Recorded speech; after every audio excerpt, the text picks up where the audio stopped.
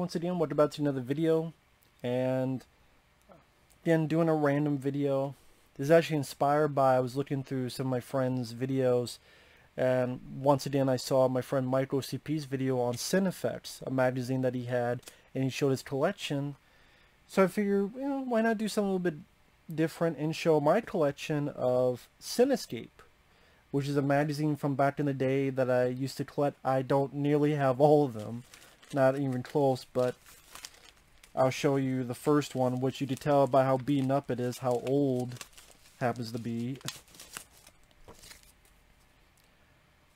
The X-Files. And yeah, look how beaten up that is. Like, wow, it's seen its days.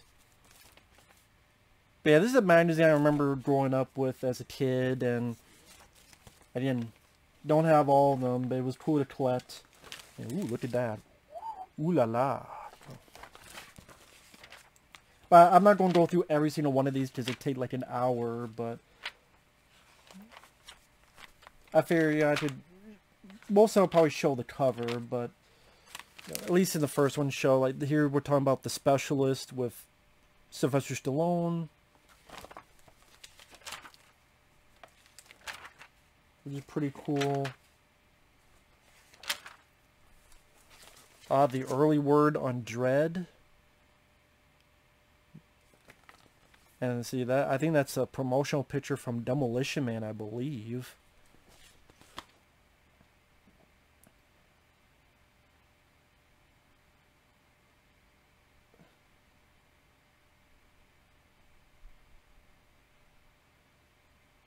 Oh, this is funny.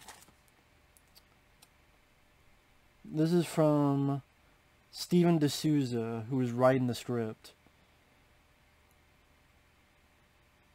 It's really non-stop action. There's also a lot of comedy and a lot of satire, and there are going to be some classic sci-fi ideas in the movie.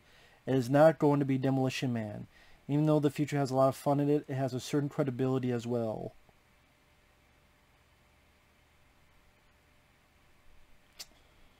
Maybe it should have been more like Demolition Man, because I have more satire than Judge Dredd. Fuck you talking about Steven D'Souza. And this was 94, this came out, 1994, November. So this is when X-Files was very young. And that's the werewolf episode. So went in depth on this show. Of course, that it was a nod to Kolchak. Love that show. From the episode Fire. And this one, what episode was it? Miracle Man.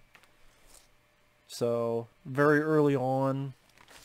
First and second seasons. Some of the better seasons, honestly.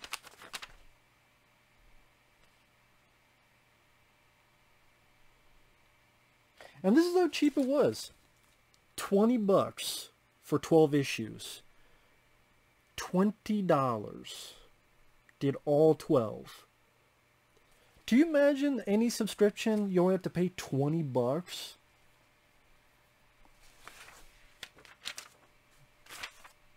That's pretty fucking good. And these was maybe like $5 a piece.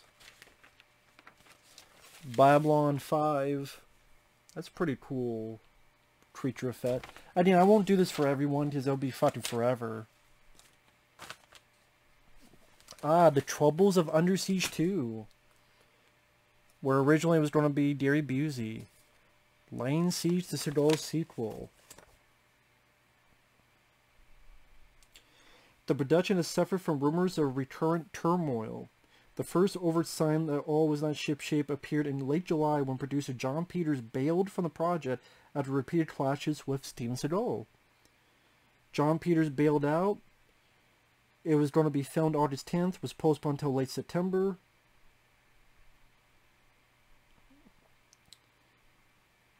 Gary Busey and line producer Chris Kinney were the next to take bullets from Steven Seagal.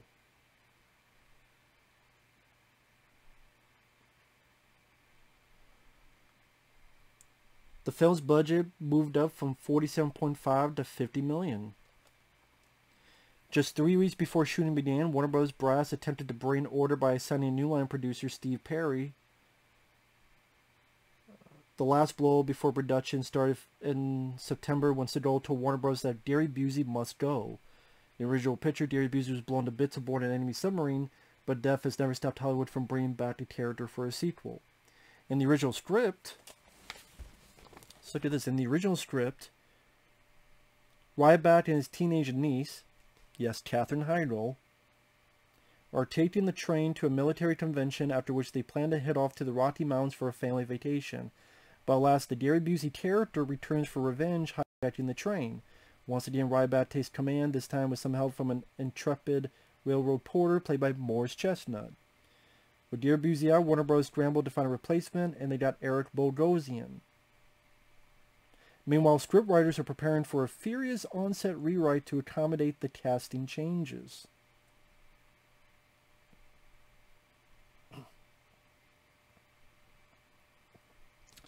So yeah, originally it was supposed to be Gary Busey, but Steven Seagal. Now granted, this part of me is like, how the fuck is Gary Busey alive? So I can understand it in that front. Like, Gary Busey died in the first movie. How the hell would he be alive? So I can understand that, but it shouldn't have gone that far to the point you hired him and then all these rewrites. Like, someone says that, hey, the guy's dead, what the fuck? So, but it also showed how much power Steven Seagal had at the time. Now, I don't mind Under Siege 2. I like the first one more, but I don't mind it. Ah, yes, gargoyles. Pretty cool. And back in the day, you'd have this, where movies coming out. Well, okay, what movies are coming out, and we see the changes. Because, again, this is another interesting looking back on this. It's like, movies coming soon. AI, directed by Stanley Kubrick. This is when Stanley Kubrick was alive.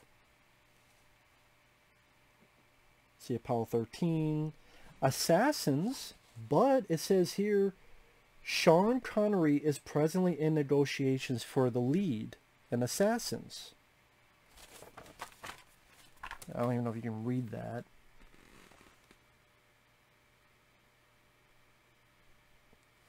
Sean Connery.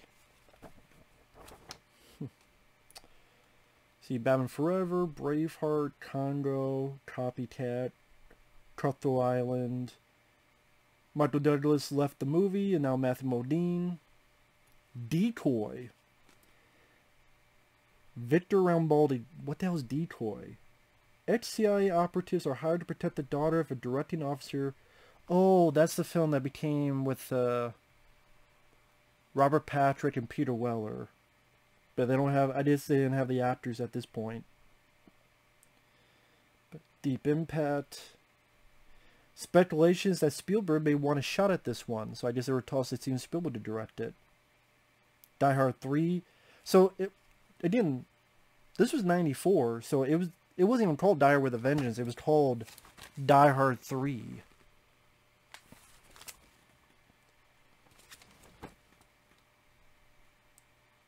Doom. Wow. There was talks of Doom by distributor Ethos Films. E-T-H-O-S. Ethos. No director, no actors. But, yeah, they wanted to do a Doom movie even back in the day. Doom. Let's see.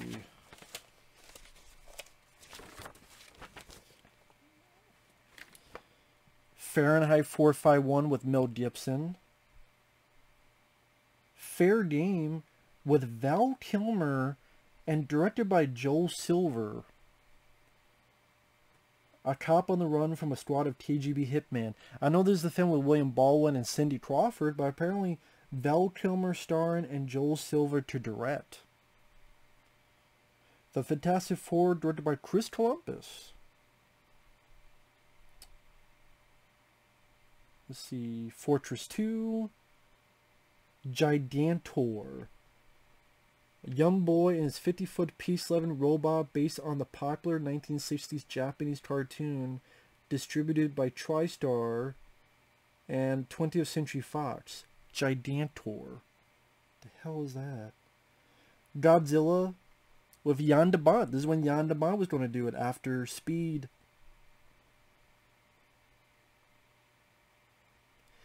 Is awakened by an invading alien threat and heads to the streets of America to do battle.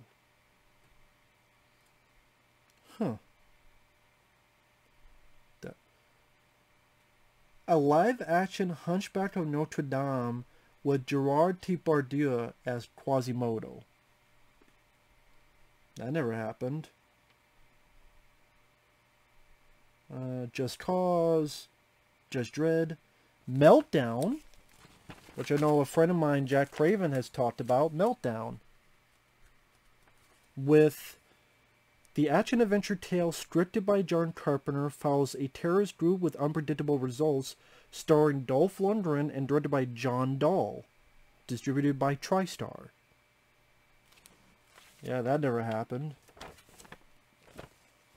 Huh. I think that's what's interesting. Plan 10 from Outer Space, a sci-fi comedy spoof ripping the title from Plan 9. Shooter, an $11 million action pick with Dolph Lundgren as an American agent operating in Prague, directed by Roger Donaldson, who would go on to do Species for summer 95. Oh, he was doing Species as well, summer 95. Okay, so he was making Species, but I guess there's plans to make Shooter with Dolph Lundgren? Jack Craven, if you know anything about this, if he sees this.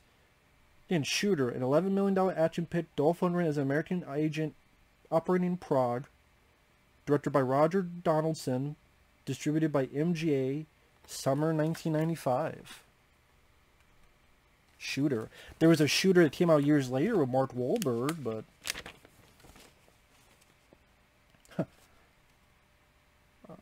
Street Fighter, The Battle for Shadowloo. I don't remember that tagline being part of it. The Battle for Shadowloo. The Battle for Shadowloo.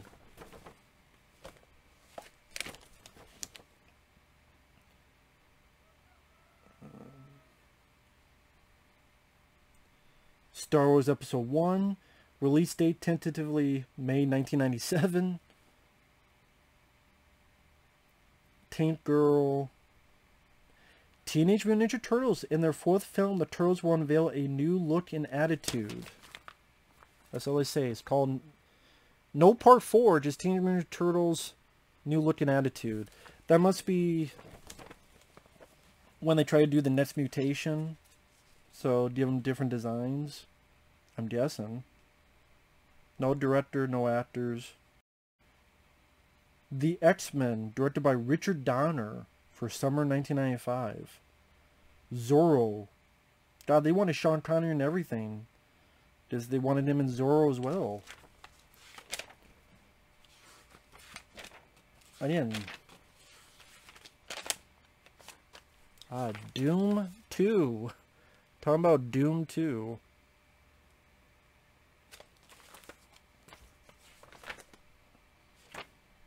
And advertising for Wolverine for Super Nintendo and Genesis. So yeah, I'm not going to go too in depth because that took 13 minutes already. I don't know, maybe one day, maybe I'll do like the spile on each one of these. I don't know, we'll see. But to don't fall, microphone. But you have December 1994, Waterworld, Star Trek Generations, fuck Star Trek Generations. But that was November, that was the first issue. I think December of 1994. Talking about Waterworld. And then this was a special around the time. Star Trek Generations, Aliens vs. Predator. The complete story behind the movie you'll never see. Really? Never see, huh? Never see Aliens vs. Predator? Then The Mask, Jim Carrey. I don't have January, but I don't have January 95, but I have February 1995. This is about how never before seen footage from Alien, Star Wars, Blade Runner, and other films is remaking movie history. This is the start of special editions. Yes, in 94, 95, that was not a new thing. I mean, that was a new thing, if I learn how to talk. The latest from Batman Forever, GoldenEye, Waterworld, John Carpenter, Village of the Damned. January 95, I need to get sometime, if I can find it. But yeah, this is February 95. March of 95. The next Star Wars. Looking ahead to the Jedi prequels. And this was 95. Phantom Menace didn't come out until 99. So March of 95, there was still Godzilla Stumbles. Well, I guess they lost their director and such. Godzilla Stumbles. You have Alien 4, Ripley's Return. Which is funny because Alien Resurrection didn't come out till, what, 97? Yeah, talked with Dennis Muren. April of 95, Die Hard with a Vengeance. Diagnosing the Die Hard Syndrome, The X-Files, Hideaway with Jeff Goldblum, Tech War, that's the William Shatner. He wrote some books and then did a show of it. Babylon 5.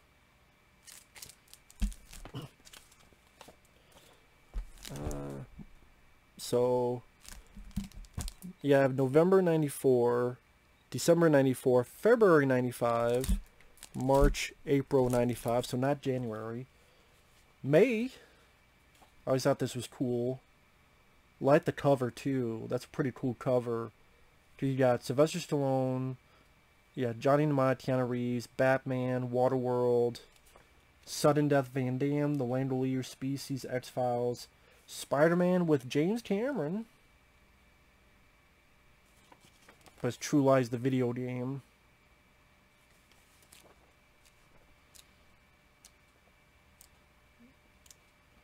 Pretty much talking about, like I said, the... I wonder if I can find the James Cameron thing. Sudden Death. Talking about that with John Van Damme.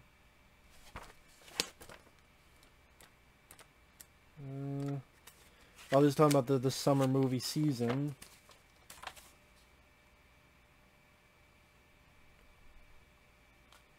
It's like, well, Tom Hanks and Batman, you have nothing to worry about. The others, yeah, it's not going to end the best.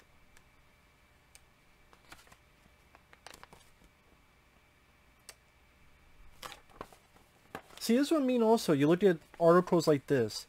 Van Damme ends Afterlife. What the hell is Afterlife?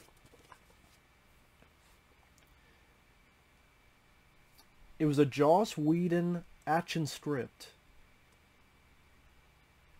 Scheduling conflicts. He was doing the quest. That's why he couldn't do it. Just scheduling conflict. Afterlife, the story of a scientist whose brain is transplanted into the body of a convicted felon who then has to run for his life.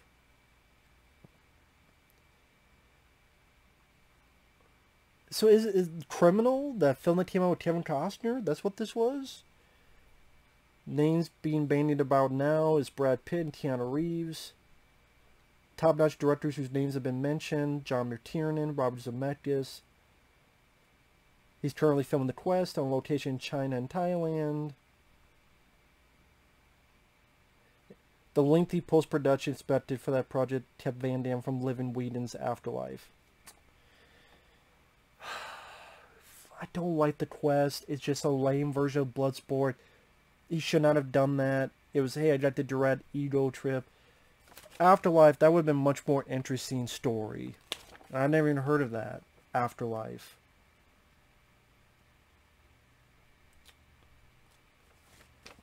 Oh, another one. Eddie Blasts Back. What's this about? Die Hard in the Desert, Sandblast. Now, what is Sandblast? Apparently, he was going to do this, supposedly. Sandblast is about a demolitions expert, Eddie Murphy, who must navigate a deadly terrain laced with landmines. Once the final details of the deal are worked out, Murphy should begin filming Sandblast for Warner Bros. Soon after completing The Nutty Professor.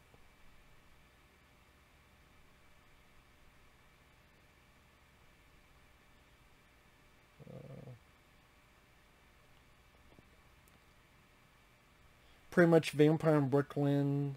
Sadly, a stunt woman died on the set. And so the family of that stunt woman was suing Eddie Murphy and Wes Craven, as well as the studio. Production did not follow proper safety procedures, causing the death of Sonia Davis after a nighttime stunt went awry. I didn't even know that happened on Vampire in Brooklyn.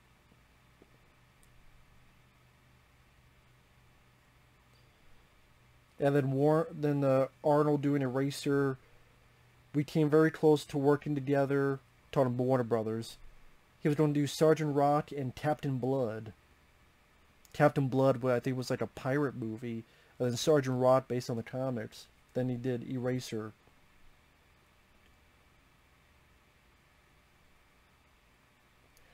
Schwarzenegger has been quoted as saying that his pet project Crusade is finally a firm go. Yeah, no. But yeah, Sandblast, that would have been interesting to see. Demolitions expert, navigate a terrain of landmines. I still like to see that movie, Sandblast. That'd be pretty cool. But yeah, that's what I mean, like, looking back on this stuff. June of 95. Apollo 13. Batman Forever. Superman Reborn. Early script of Superman. Says that's June. July of 95. Judge Dredd. 12 Monkeys, Species, Star Trek. Kind of curious now, is there any piece of news off the bat?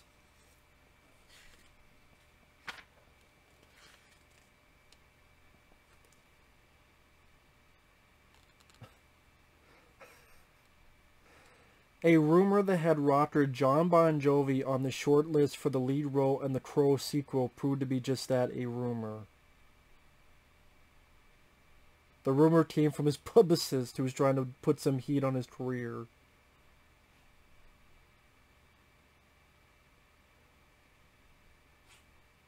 Yeah, OTA. Fuck. Let's see, how about the end? Oh, wow, really? This fucking game, Pumpkinhead Blood Wings, one of the worst fucking games. I've seen someone play this. It seems like the most cryptid, worst fucking game ever. Look up Pumpkinhead Blood Wings. You try to figure that game out. For PC. Huh, there's actually...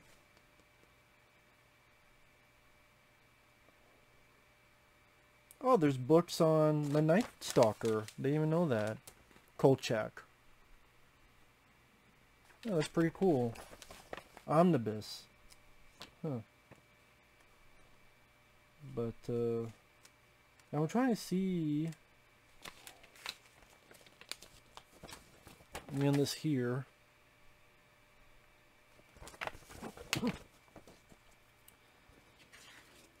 Let's see, Broken Arrow, Assassins, Contact, Crusade, which that never happened.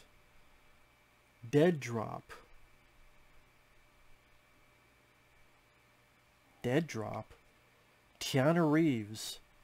Reeves plays an inventor who must go on the run when he realizes that his employer, Uncle Sam, has sinister plans for his high-tech weaponry. Oh, this is Chain Reaction. Because, yeah, Andrew Davis. So, it was Dead Drop? Was the original title? Dead Drop. Chain Reaction sounds better than Dead Drop. No wonder they changed it. Like, what the fuck is Dead Drop?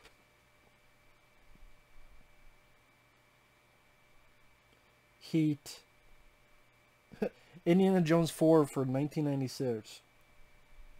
Oh, Island of Dr. Moreau, directed by Richard Stanley. Well, that would change.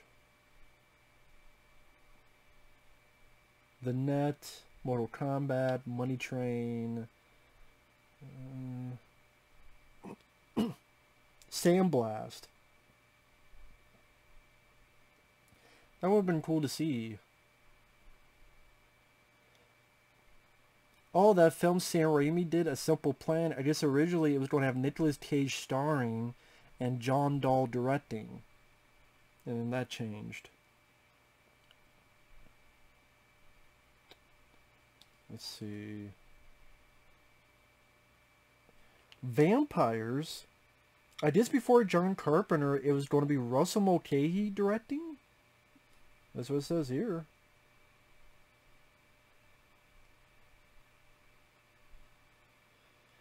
An action film with John McTiernan called Without Remorse. Distributed by Savoy, S-A-V-O-Y. Release date December. Without Remorse. No details. What the hell is that? But yeah. That's, I mean, it's cool. That's already 26 minutes. We got August 95. Sandra Bullock Searches the Net. Denzel Washington, Virtuosity. Waterworld, director Cameron Reynolds spills all. And more on the X-Files.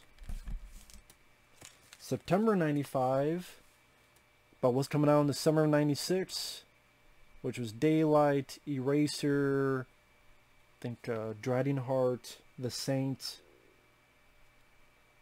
Diabolique, Mars Attacks, Speed Racer.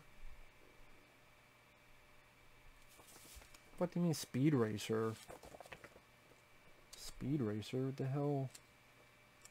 See if it says anything about that. Speed Racer.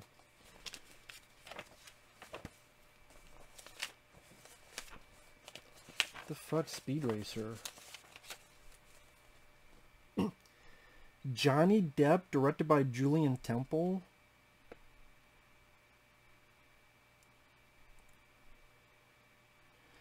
J. Abrams' more mainstream version got the green flag. Well, no wonder it didn't get made.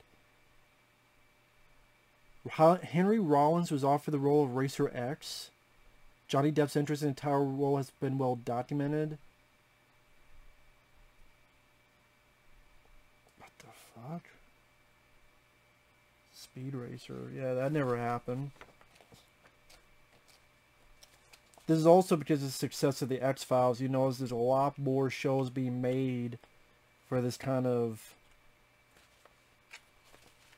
like, fall TV. You had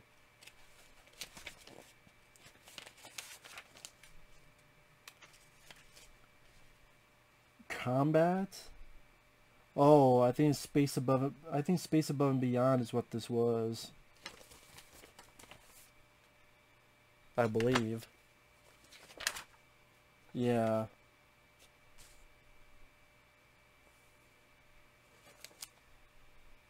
Yeah, I think that was between Space Above and Beyond. American Gothic, Nowhere Man. Who knows how many people have heard of these shows. Xena, Strange Luck, Deadly Games. Deadly Games with Christopher Lloyd. Let's see. I know I said I stopped doing this, but I'm just curious if there's anything here.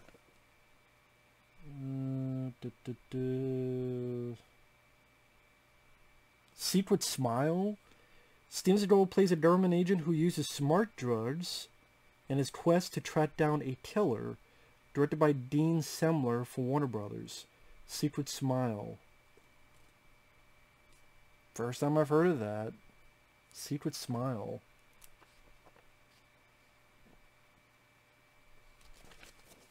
Yeah, don't know anything about it, but yeah.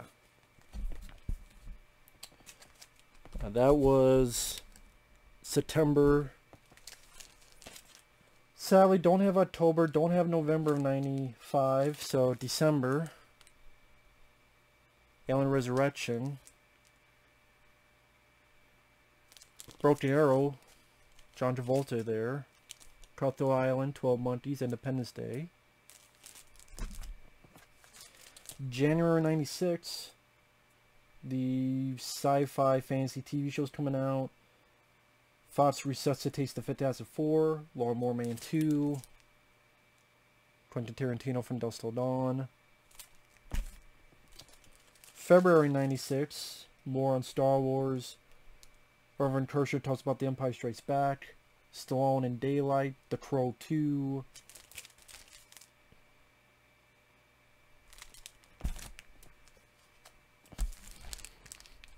And then fuck, I don't have March, April, May, June of 96. So instead go to July. Eraser, Twister, Alien Resurrection, La Femme Nikita, the TV show. August of 96. Steve from LA, The Crow 2, more on the X-Files. Soundtrack of Steve from LA. September, October of 96. Why Star Trek Endures. Not anymore. That horse has left the fucking barn. November, December 96. Star Trek First Contact. James Cameron on Titanic. Chris Carter gets vicious.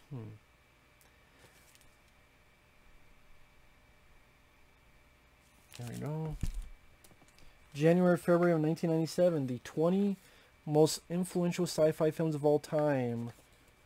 Alien, Star Wars, Metropolis, 2001 Space Odyssey. Also the Millennium TV show, which is very underrated. Wish it got a Blu-ray release. But yeah, this is January, February 97. March, April 97. Christian Slater and the Flood, which will be renamed Hard Rain. Batman and Robin sneak preview. The special editions of the Star Wars. May, June 97. This is probably the coolest cover of them. I just like the way it's designed. Like, you got Event Horizon, you got Fifth Element, you got Anaconda, Men in Black. Summer movie preview, 97.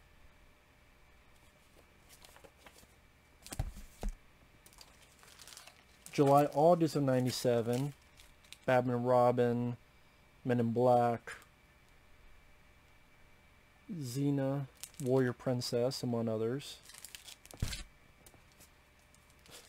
And then, what was that? July, August. So I don't have September, October, November, December, and then January, February. So go to March, April of 98.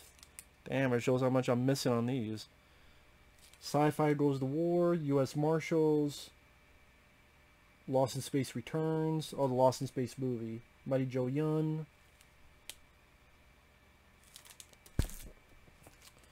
September, October.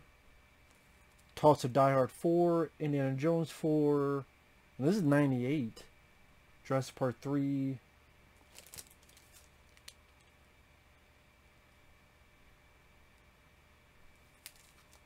There we go. November, December of 98. Star Trek Insurrection. The Death of Superman. Is Nick Cage out as the Man of Steel? John Carpenter and George Romero on Horror's Return. The Spider-Man movie finally moves ahead, and this is 98.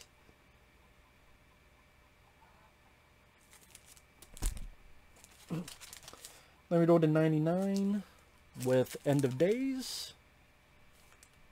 Harsh Realm, that's a Chris Carter TV show that didn't really go anywhere. Wasn't really a hit. The End of Days. And then some specials. The A to Z Guide to Horror. This is around 2001. This came out.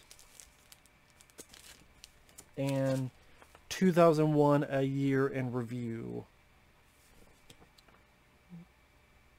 pretty much like it says, where they talk about each of the films and they give a grade rating. It was interesting. I don't think they did this for any other years. And they talk about soundtracks, they talk about comic books, like the best DVDs. And interesting. But it'd been nice if they did more stuff like this. And there you go. That's my collection of Cinescape. Obviously missing quite a bit, but hey, it is what it is. So, hey, hope you enjoyed, since it's like 36 minutes long, longer than I thought, because I looked in some of them. Again, if I did for each one, this would be a 2-hour video. But hey, thanks for watching. Take care. Hope you enjoyed something a bit different. And we'll see you guys later. Bye-bye.